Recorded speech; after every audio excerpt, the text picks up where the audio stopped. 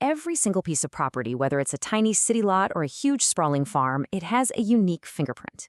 And no, I'm not talking about the street address. It's something way more fundamental, the legal description. Think of it like the invisible code that underpins all of land ownership. And today, we're going to crack it wide open. But seriously, just stop and think about that for a second.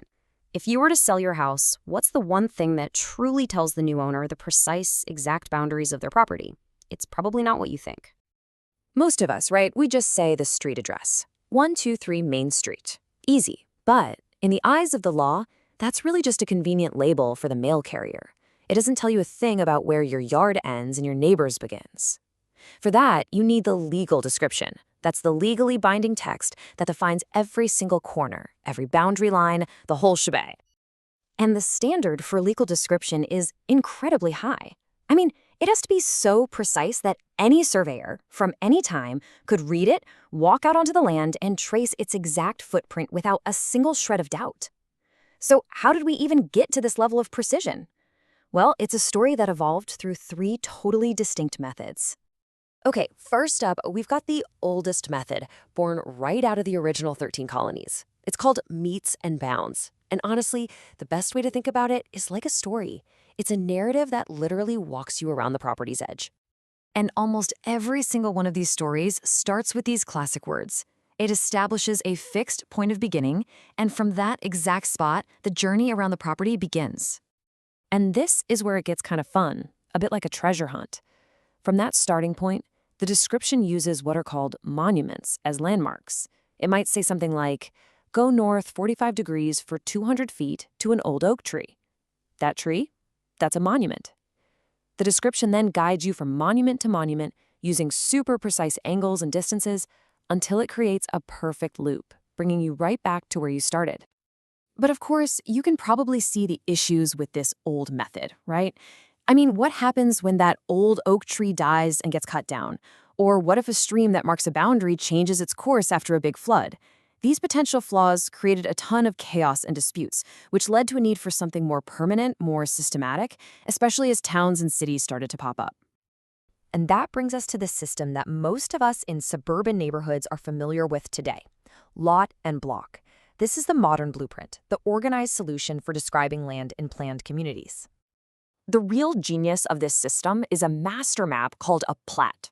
So instead of writing out a long, rambling story for every single house, a developer just creates one giant, incredibly detailed map of the entire neighborhood.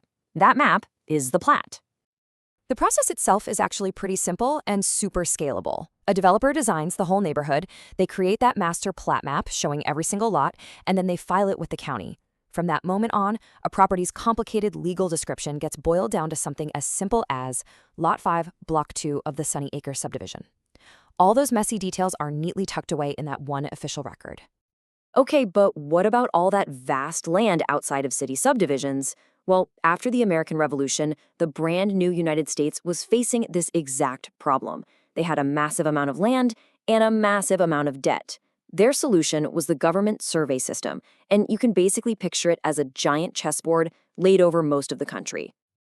And this wasn't just about drawing lines on a map. This was a nation-building tool. Adopted way back in 1785, the entire purpose was to systematically survey and sell off all that frontier land to pay war debts and give land to soldiers. It was a truly monumental undertaking. So how in the world do you build a grid across a continent? Well, it all started by establishing a single reference marker, an initial point. From that spot, they drew a primary north-south line, that's the principal meridian, and an east-west line called the baseline. Then, like clockwork, they just laid out a new grid line every 6 miles in each direction, creating this perfect checkerboard of squares. And each of those big squares on the grid is called a township. And these things are massive. We're talking 6 miles by 6 miles, covering 36 square miles of land. But it gets even more granular. Each of those big townships is then subdivided into 36 individual sections. Each section is a perfect 1 square mile block, which, by the way, contains exactly 640 acres.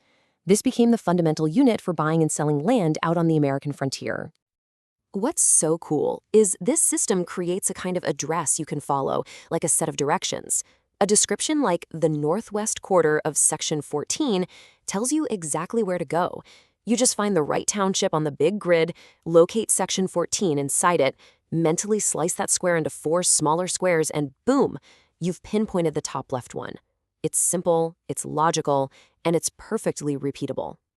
So, we've got meets and bounds, lot and block, the government survey system. These are all brilliant systems, but they're still just descriptions on paper, right? We need skilled professionals who can translate that text into actual physical boundaries out there on the ground. And that professional is the land surveyor. These are the experts who bridge that critical gap between paper and property. They use all this advanced equipment to place physical markers and tell us exactly where our land begins and ends. And you might actually need their expertise more often than you think.